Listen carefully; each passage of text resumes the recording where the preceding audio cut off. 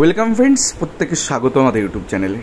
যে সমস্ত ভিউয়ার্সরা প্রথমবার চ্যানেলটি দেখছেন তারা অবশ্যই চ্যানেলটিকে সাবস্ক্রাইব করে দেবেন এবং চ্যানেলের পাশে থাকা বেল আইকনটি প্রেস করবেন, যাতে এই ধরনের খবরাখবর সবচেয়ে আগে সবচেয়ে দ্রুত আপনাদের কাছে পৌঁছে যায়। তো আজকে যে বিষয় নিয়ে আমরা আলোচনা করব সেটা হচ্ছে একাডেমিক মামলা। আমরা জানি একাডেমিক মামলা ওল্ড সিলেবাস এবং নিউ সিলেবাসকে এই দুটোর মধ্যে একটা সামঞ্জস্য বিধানের জন্য এই মামলাটি করা হয় এবং এই মামলাটি কিন্তু 2022 সালে করা এবং 11,765 যে নোটিফিকেশন প্রাথমিক শিক্ষা পর্ষদ দিয়েছিল তার আগে এই মামলাটি দায়ের হয়, কিন্তু সেই রিক্রুটমেন্টে এর কোনো প্রভাব পড়েনি। কিন্তু বর্তমান পরিস্থিতিতে দাঁড়িয়ে এই 2024-এর বিজ্ঞপ্তিতে প্রভাব পড়বে কি পড়বে না সে বিষয়ে আমরা অবশ্যই জানার চেষ্টা করব এবং সেই সাথে এই মামলায় কী অগ্রগতি হচ্ছে, শুনানি কবে হতে পারে তারও একটা ধারণা কিন্তু আজকে আপনাদের দেব। তো যাই হোক, যে অগ্রগতি এই মামলায় হয়েছে সেটা আগে আপনাদের দেখাই। তো ওল্ড ভার্সাস নিউ 2006-এর আগের পরের ব্যাপার এটা। পরবর্তীতে কোশ্চেন প্যাটার্ন চেঞ্জ হয়েছে, এমসিকিউ এসছে, শর্ট অ্যান্সার টাইপ কোশ্চেন এসছে, দেন নম্বর অনেকের ক্ষেত্রে বৃদ্ধি পায়, বেস্ট অফ 5 এই সমস্ত জিনিসগুলো এসছে।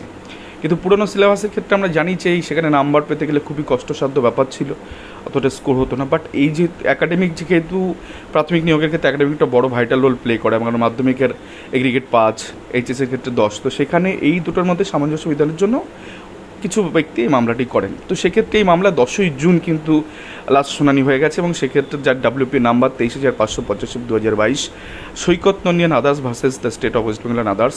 সেক্ষেত্রে advocate and record Bikram Banerjee ছিলেন পিটিশনের তরফ থেকে এবং West Bengal council of higher secondary এডুকেশনের তরফ থেকে মিস্টার শান্তনু কুমার মিত্র তিনি দাঁড়িয়েছিলেন, অ্যাপিয়ার করেছিলেন এই মামলায়। এবং সেক্ষেত্রে 10ই জুন কিন্তু লেখা আছে, দেখুন 1 নম্বর, affidavit have been exchange in this matter, অর্থাৎ দুই পক্ষ থেকে কিন্তু এভিডেভিট এক্সচেঞ্জ হয়ে গেছে। অর্থাৎ আমরা জানি জাস্টিস গাঙ্গুলি যখন ছিলেন তখন তিনি একটি কমিটি গঠন করে দেন, সেই কমিটিতে নাম ছিল মৈত্রী কমিটি। তারা একটা রিপোর্ট পেশ করেন কোর্টে এবং সেইটাও কিন্তু কোর্টের রেকর্ডে রাখা রয়েছে। তো আদৌ কি এইটা সম্ভব কি সম্ভব না, এর জন্য কিন্তু আমাদের হাইকোর্টের দিকে তাকিয়ে থাকতে হবে।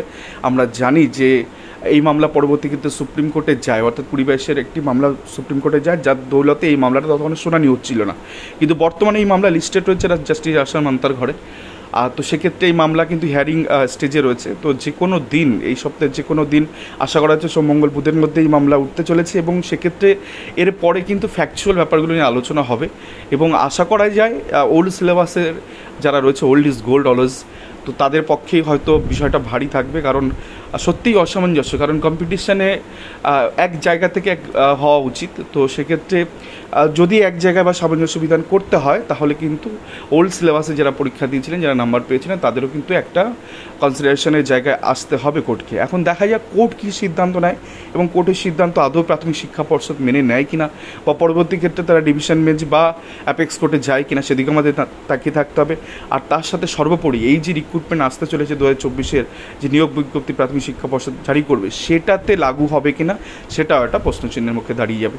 তো যাই হোক, আজকের ভিডিওটা মোটামুটি এই পর্যন্তই। আপনারা বুঝতে পারলেন যে একাডেমিক মামলা কোন স্টেজে রয়েছে এবং কতটা অগ্রগতি হয়েছে আর শুনানি বা কবে হতে চলেছে। তো যাই হোক, এই ছিল আজকের ভিডিও। ধন্যবাদ সকলকে।